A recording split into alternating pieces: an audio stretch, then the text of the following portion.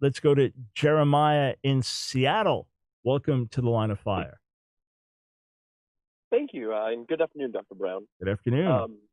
I was looking at the perhaps difference of opinion between keeping the Old Testament laws out of obedience versus having kind of moved past that in today's age through Jesus. Because my church and we've been studying the Old Testament laws and trying to follow them for obedience, not for salvation, because I believe you and I agree on that salvation is only by grace through our faith. Yes, so clearly the New Testament does not call all believers to live by all the commands of the Sinai covenant. Quite clearly, quite emphatically. It does not. What verses would you point to? Because I've been studying for quite a while, and every time I read verses, I see that it's pretty clear that we should be. Okay, first thing, Acts 15 is a decisive command. And when the question came up, it was the perfect time to say it. And God made clear that the Gentile believers were not required to keep all of the Sinai covenant. And you've got to try to read something into that to make it say other than it says. That's the first place I start. Do you believe that verse is for just simple obedience, or is that specifically for salvation, as is described in the very beginning? It's addressing what do they need to do. And are you saying for salvation? Wait, hang on. Are you saying for salvation that a Gentile believer? I believe Acts 15. I believe Acts 15 is talking about the necessary things to do for salvation. So that's what I'm asking you. All right, but hang on, Jeremiah. You wanted my help here, right? Correct? Yeah. All right. You wanted my input. So allow me to address this. You're telling me that in order to be saved, so Acts 15 is telling you that there's certain dietary laws that you have to keep in order to be saved. That's what you're saying? No.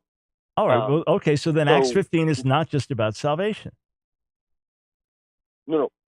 Sorry. In Acts 15, from what I can see, the circumcision party was saying they believe that you must do all these works, including circumcision, to be saved. And because the Gentiles who had received the Holy Spirit received that fire, were they saved the moment they received the Holy Spirit?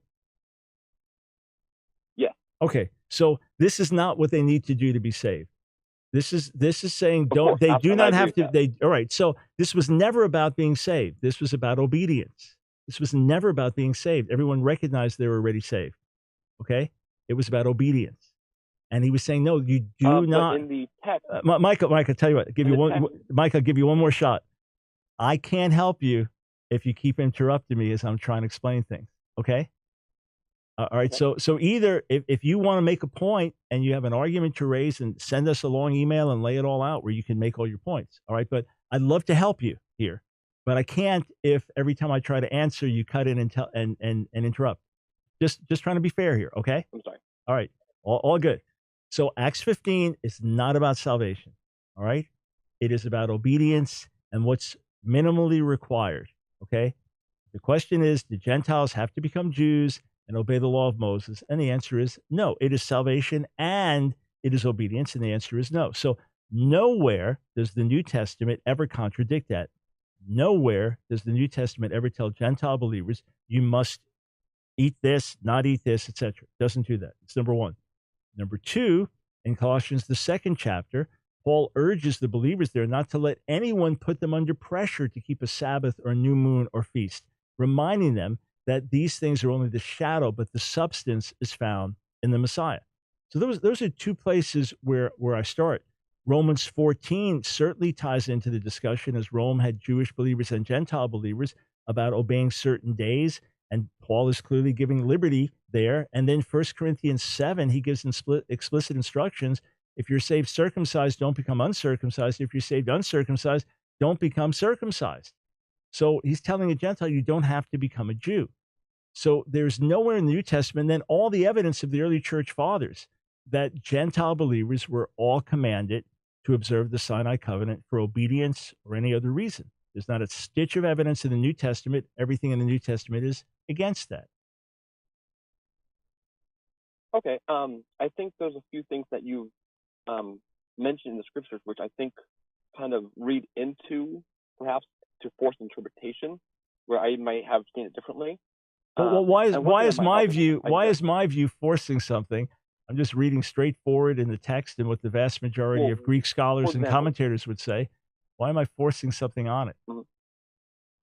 right. Well, for example, in the Acts 15, the circumcision party clearly states that they're trying to pressure Gentiles to follow the law specifically for salvation. But then the one about the Sabbath, when Paul speaks, don't let anyone, pass judgment upon you for concerning Sabbaths and new moons. You put in the fact that don't let anyone pressure you to keep them, where it could be seen as don't let anyone pressure you because you keep them. Because it simply says don't let anyone pressure you concerning them.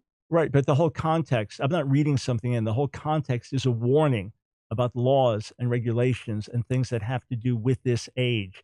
And that's why he says that's only the shadow. The substance is found in the Messiah.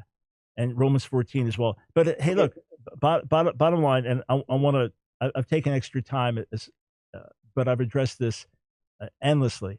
I'll say it again. There is nothing, not a stitch of evidence in the New Testament that commands Gentile believers to keep the Sinai covenant for obedience. Hebrews 7 explicitly tells us there have been changes. Romans 7 tells us we walk by the new way of the Spirit.